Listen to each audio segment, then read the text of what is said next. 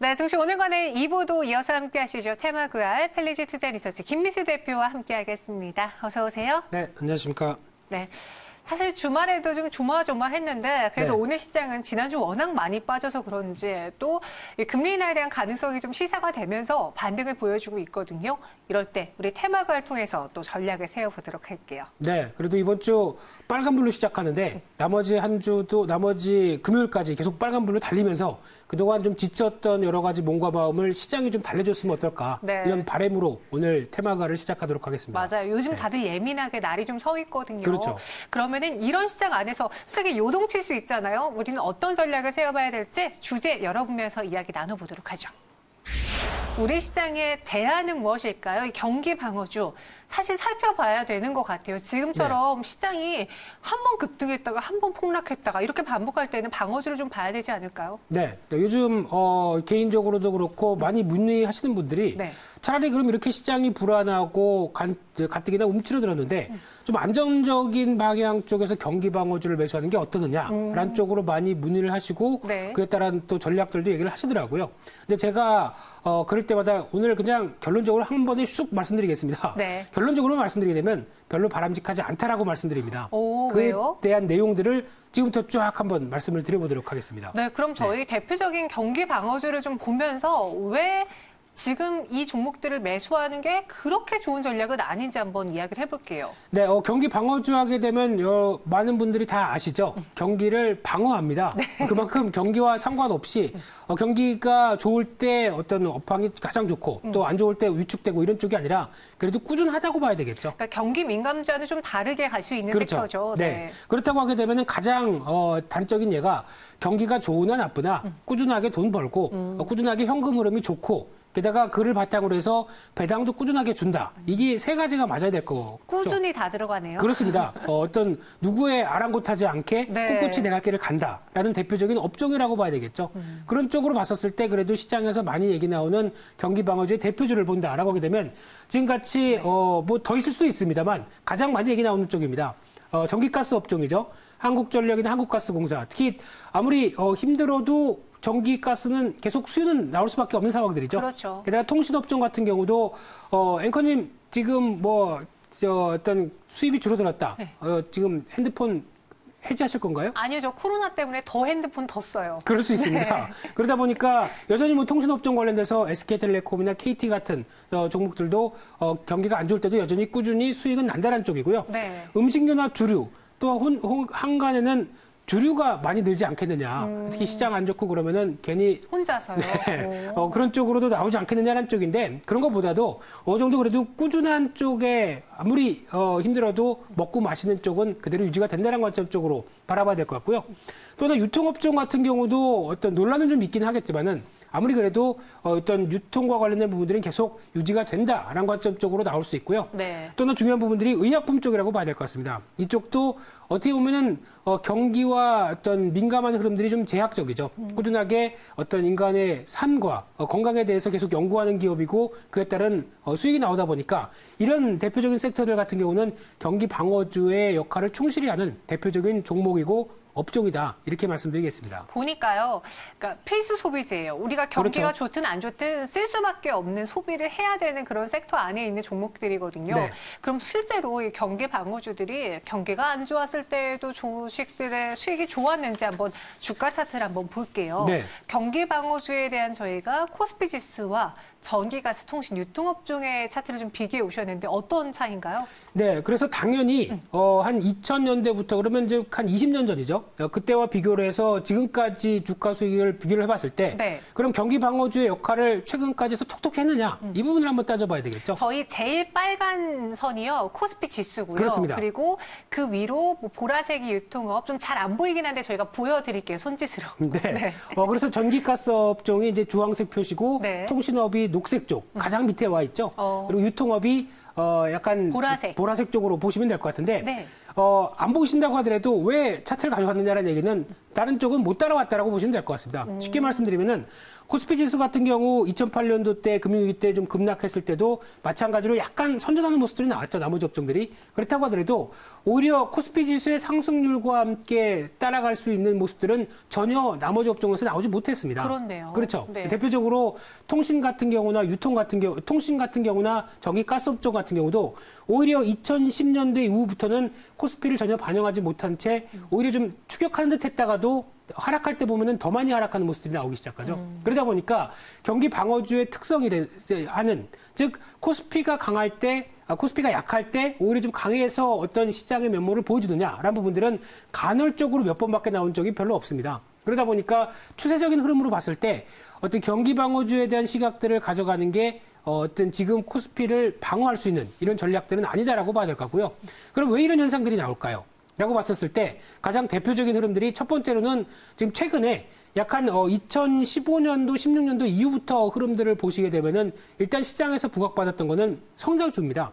특히 저금리 기조화에서 그래도 저성장 시대 쪽에서 어느 정도 성장에 대한 흐름들이 구가되는 종목들만 시장에서 글로벌 시장의 대세였죠. 대표적으로 미국 시장에서도 그와 관련된 종목들이 IT 관련된 기술주들이 강했다라고 하게 되면 그런 변화가 국내에서도 거의 IT와 관련된 쪽에 삼성전자나 이런 쪽에 대한 흐름들이 좋다 보니까 이런 경기 방어주의 역할들이 제대로 하지 못했다라고 봐야 될 것 같고요. 네. 또는 두 번째로는 이런 어떤 경기 방어주들도 싸다는 논리는 나올 수 있습니다. 저평가의 논리는 나오는데 지금 저평가로 인해서 움직이는 가치주가 시장에서 전혀 빛을 발하지 못한 쪽이 약한 5, 6년 전부터는 계속 이어지고 있는 상황들이죠. 그러다 보니까 모멘텀이 없다고 봐야 될 것 같고요.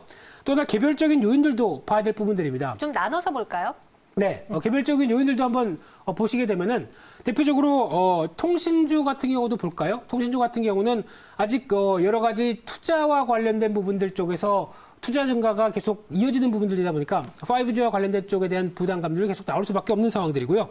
또 전력 관련된 쪽도 보게 되면 아쉽지만 대규모 적자를 내는 등의 정부 정책적인 탈원전의 흐름들이 나오다 보니까 전혀 실적에 대한 부담감이 커질 수밖에 없고요. 마찬가지로 유통업 쪽은 온라인은 되는데 오프라인은 전혀 따라가지 못한다라는 부분들 계속 부각을 받는 상황들이죠. 게다가 음식료 업종 같은 경우는 최근 들어서 나오는 게 또 환율에 대한 약세 흐름들, 또 지금 의약품 같은 경우는 한참 또 제약 바이오 쪽이 많이 흔들리다 보니까 네. 어떤 투자 심리가 많이 위축됐던 분들, 이런 어떤 개별적인 요인들까지 다 따지게 되면은 아무래도 어떤 개별적인 흐름들이 시장을 못 끌고 갔다라는 쪽도 바라보고 있는데, 또 하나 중요한 거는 그러면 실적에 대한 이런 부담감들이 하나씩 나오다 보니까 기존에 줬던 배당 메리트는 사라지거나 정체된다라고 하게 되면 아무래도 부담감으로 작용한다. 이렇게 봐야 될 것 같습니다. 그러니까 쉽게 말해서요. 사실 경기 방어 역할은 그래도 어느 정도 좀 간간히 보여주긴 하는데 네. 경기가 좋을 때 그만큼의 수익을 내지 못한다라는 거. 그렇죠. 그렇다고 경기가 나쁠 때 경기가 좋을 때만큼의 또 수익을 내주느냐. 그것도 아니기 때문에 이도저도 아니다. 약간 이런 주가 흐름을 보였어요. 그럼 네. 실제로 실적은 어땠는지도 한번 저희가 팩트 체크를 해보도록 할게요. 네. 지금 몇 가지 종목 5개 준비해 오셨네요. 네, 대표적인 관련된 경기 방어주 앞서 말씀드렸던 섹터 내에서 대표주자들 네. 한번 실적을 보시게 되면요. 일단 말씀드렸던 내용 그대로가 나오고 있는 상황들인데 만약에 어떤 시장이 불안하고 이쪽으로 방어를 해야겠다라고 하게 되면 주가가 이런 식으로 파란색으로 나오면 안 되겠죠. 그렇죠. 네, 그런 상황들인데 물론 이제 한국전력 같은 경우 작년 영업이익을 보게 되면 적자가 확대되는 모습들이었고요. 배당률이 제로예요. 배당을 안 주죠. 이제 그러다 보니까요. 그러다 보니까 적자가 이만큼 보는데 배당을 준다라고 하게 되면 조금 문제가 있겠죠. 망하죠. 네. 네. 그런 차원으로 봤을 때 그러면 아직까지 이제 시가총액 관련된 부분들 쪽에서 물론 이제 절대적으로 흐름을 봤을 때는 여전히 꾸준하니까 이게 비싸다 싸다라고 논리보다는 그래도 그냥 유지는 한다라는 관점으로 바라봐야 될 것 같고요. 마찬가지로 SK텔레콤이나 이마트 같은 경우 실적 흐름들 상당히 좀 부진한 모습들이죠. SK텔레콤 같은 경우는 SK 하이닉스에 대한 여파들도 같이 이어지는 상황들인데 그나마 그래도 CJ제일제당이나 한미약품 같은 경우는 실적이 그래도 선전했습니다. 그럼에도 불구하고 여기서 가장 중요하게 보셔야 될 부분들은 그만큼 소외가 되고 재미가 없다라고 생각하다 보니까 PBR 기준으로 보시죠.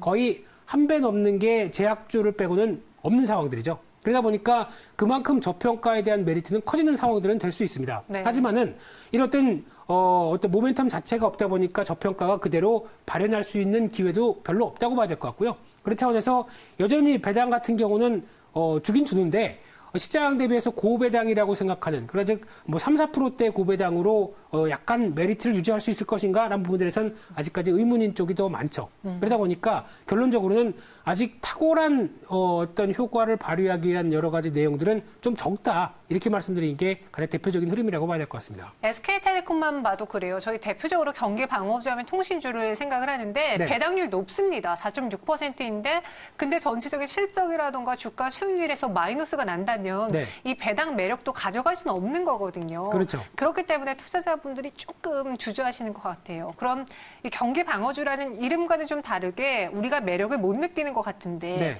가격적인 매력은 그나마 좀 살아있나요?